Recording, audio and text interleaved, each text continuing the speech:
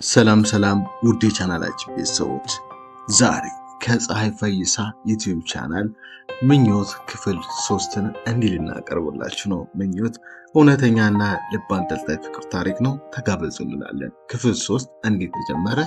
መልካም ቆይታ ብለናል። መልካሙን ሁሉ ተመኘንላችሁ። ወደ ትረካው አልፈናል። ልነግረው ይገባል እያለች እያሰበች ኤዶ ከቤት ውስጥ ሳትወጣ ቢኒ የግቢውን በር ክፍት ሲያደርገው ረዱ የበሩን ድምፅ ስትሰማ ወደ በሩ ዞር ስትል ረዱ ቢኒ አይን ለአይን ተገጣጠሙ። ይሄኔ ረዱ ድንብር ብሯ ይጠፋል። ልቧ ከድቷት ወደ ቢኒ ሲከንፍ ታወቃት። የምትሆኑ አሳጣት። ቢኒ ወደ ቤቱ ሊገባ ከበሩ ላይ ረዱ እያያት እርምጃውን ጀመረ። ረዱ ምን ይዋጣት? ሮጣ ዘላ አንገቱ ላይ ትጠመጠምበት። እሱ የኤዱ አይደለች። ቢኒ አግባኝ አፈቅርሃለሁ እንዳትለው የቤቱ በር ላይ ቆማ ሚስቱ ኤዱ ብሰማትስ? ምድር ጠበበቻት። መሬት ለሁለት ስንጥቅ ብላ ብትውጣት ደስታዋ ወደር አልነበረውም። ነገር ግን አሁንም ሌሊቱን ስታልም ያደረችውን መንገር አለብኝ ብላ ወሰነች። ቢኒያም ወደ እሷ እየተጠጋ ነው። ረዱ ደህና ዋልሽ? የቢኒ ድምፅ ነበር። ደነገጠች። አቤት ድምፁ መስረቅረቁ። ሰላምታ የሰጣት ሰው እወድሻለሁ ያላት ነበር የመሰላት። እሷም ቢኒ ደህና ዋልክ አለችው። ቢኒ ወደ ውድ ባለቤቱ እየተጣራ ወደ ውስጥ እየገባ ነው። ኤዱዬ የኔ ማር የት ነሽ? ኤዱ ወይዬ ቢኒዬ እዚህ ነኝ እያለች ከዕቃ ቤት ወጣች። ደህና ዋልሽ የኔ ውድ። ግንባሯን ሳም አደረጋት። እንዴት ዋልክልኝ የኔ ፍቅር? ፈጣሪ ይመስገን። ደህና ውለሻል ማሬ? ምን ነው ዛሬ ስራ አልጨረሽም እንዴ አላት። አዎ አልጨረስኩም። ረዲት መጣችና ስላንተ እያወራን ስራዬን አስረሳ። ርስት አላረኩት መሰለ አለች።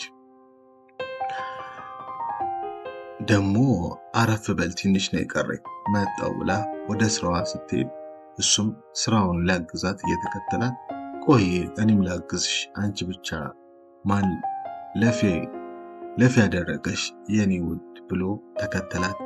ጊዜው እየነጎደ ነው። ረዲት ፍቅሯን ዛሬ ነገ ነግሯለሁ እያለች እንዴት አንዴ እንኳን ሳታገኘው ሌላ ጊዜ ደግሞ ፊት ለፊት ተገናኝተው ሰፈር አንድ ወር አለፈው።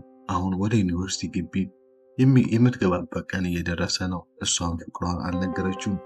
ማንም ሳያውቅባት ትወደዋለች። ግልጽ ሳታወጣው ታፍቀዋለች። አንድ ነገር ደግሞ ተጠራጥራለች። ኤዱ መውለድ አትችልም የሚል። አንድ ቀን እሷና ኤዱ እያወሩ ኤዱ እኔና ቢኒያም ከተጋባን 4 ዓመት ይዘናል ስትላት ረዱ እንዴት እስካሁን ሳትወልዱ ብላ ጠይቀቻት። ፈጣሪ ያልፈቀደውም ልጅ አልሰጠንም ብላ መለሰችላት። በሀሳቢያው የመጣላት ኤዱ የመውለድ ችግር እንዳለባት ነው። ስለዚህ ለቢኒ እንደማፈቅረው በነግረው ኤዱን ፈቶ ያገባኛል ወይም ደግሞ ሁለተኛ ሚስቱ ያደርገኛል ብላ አሰበች።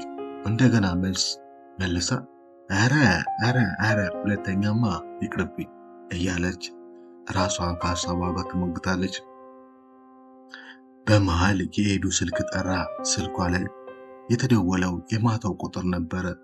የፍቅር ደሴት ነህ በልቤ ዋሻ ውስጥ ገብተህ የሚል ነበር የስልኳ ጥሪ። ኤዱ ስልኳን አነሳችው።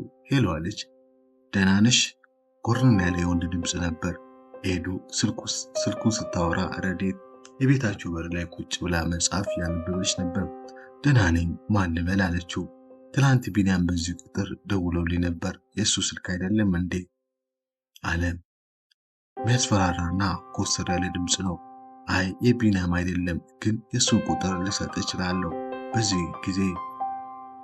በዚህ ጊዜ ጠላት እንደመጣበት የጥንቸል ጆሮ ረዴት አንገቷን ሰገግ አድርጋ ማዳመጥ ጀመረች። እባክሽ ተባብረኝ፣ ለስራ ጉዳይ ፈልጌው ነበረ። እሺ ጻፍ 09 ስትል ረዴት ከሰውየው ቁጥር እኩል መጻፍ ተያዘችው። 092171 ኤዱ ለደዋዩ ቁጥር ነግራ ስጨርስ ረዴትን እኩል ነበር የጻፈችው። ቢኒ ሰላም ነህ? እንዴት ነህ? ካየው ጊዜ ጀምሮ በጣም ነው ያፈቀርኩ ብላ ከጻፈች በኋላ ሴንድ የሚለውን ተጫነችው። አቤት ድፍረት! ለራሷ ማስገርሟታል።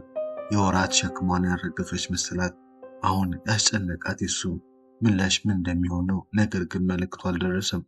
አሁን ያስጨነቃት የሱ ምላሽ ምን እንደሚሆን ነው። ነገር ግን መልእክቱ አልደረሳትም። እንዲህ ይላል መልእክቱ።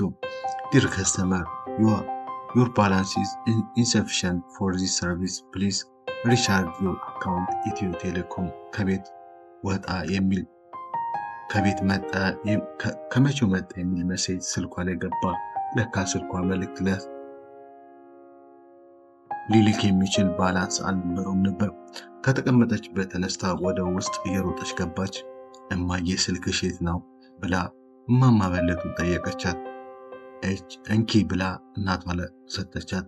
ስልኳን አቀበለቻት። ወደ ነበረችበት ቦታ ተመልሳ ተቀመጠችና መልእክቱን መጻፍ ጀመረች። ሰላም ነው ቢኒም፣ በጣም አፈቅርሃለሁ፣ ከቤት ውጣ። አይ አለችና መልእክቱ አጠፋችው።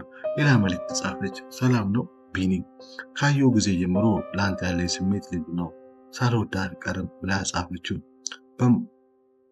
በማታውቀው ኃይል ተገፋፍታ እጇ እስኪከብዳት ድረስ ሴንድ የሚለውን ነካችው። እፎይታ ተሰማት።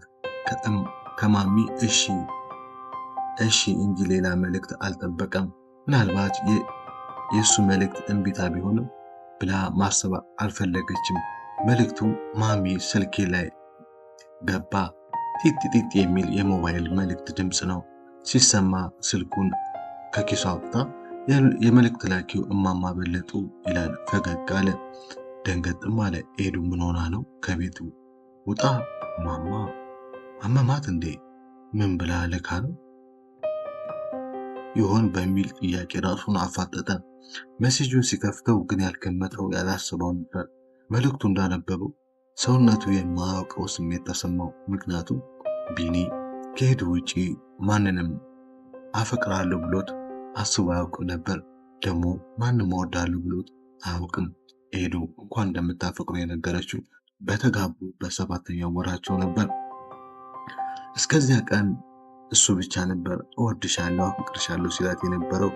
ዛሬ ግን ቢኒያም በሌላ ሰው ሳልወደድ አልቀርም የሚል መልእክት ደርሶታል። ዛሬ ግን ቢኒያም በሌላ ሰው ሳልወድህ አልቀርም የሚል መልእክት ደርሶታል። መልእክቱ ማን እንደላከው ብዙ ሳያስብ ነበር የገመተው። ረዴት ከቤቱ ውጣ አለ በውስጥ ድሮ አስተያየቱ አላማረውም ነበር። እሱ ጋር አይን ላይን በተገጣጠሙ ጊዜ ሁል ጊዜ ከረዴት አይኖች የፍቅር አስተያየት አስተውሏል። በተለይም ከስራ በሚመጣበት ወቅት ሚስቱ በቅፎ ውስጥ አድርጎ ቀና ሲል የረዴት አይኖች ከሱ ላይ ሳይነቀሉ በቁጭት ከንፈሯን ስትገምጥ አንዴ ብቻ ሳይሆን በተደጋጋሚ አይቷል። እሷ ነች የላከችው እርግጠኛ ነኝ ራሷ ነች እያለ ብቻውን ያወራል። ግራ ተጋብቶ ጭንቅላቱ ብጥብጥ ብሎ ውሏል። ወደ ቤት እየሄደ ሀሳብ ሁሉ የተላከው መልእክት ላይ ሆኗል። አሁን እንደ በፊቱ ሚስቱ በር ላይ ትጠብቋለች። ምን ሊላት ነው ኤዱ ብትሰማስ እያለ ይጨነቃል። ከቤት ውጪ ከምንም በላይ ደግሞ የኤዱ ነገር አሳስቦታል። ሌላ አግብቶ ልጅ መውለድ እንዳለበት ውስጡ አሳምኖታል። ግን እንዴት ብሎ ሁለተኛ እንዳያገባ አቅም አይፈቅድለትም። ከኤዱ ውጪ ደግሞ ኑሮ አይታሰብም። በእነዚህ ሀሳቦች ጭንቀት ተወጥሮ ጅማቱ ተገትሮ ጭንቀቱ በሀሳብ ቢነፋ ኖሮ ጭንቀቱ በአየር ላይ እንደተሞላ ፊኛ ይሆን ነበር። በዚህ ከቀጠለ ደግሞ አስቦ ተጨንቆ መጨረሻ ላይ እንደ ፊኛ ጠሽ ማለቱ አይቀርም። ወደ ቤት ሊገባ እርምጃውን ቀርቶታል። እንግዲህ ውድ የቻናላችን ቤተሰቦች ምኞት ክፍል 3 እዚህ ጋር ተጠናቀቀ። በክፍል 4 እስከምንገናኝ መልካም ሁሉ ተመኘንላችሁ።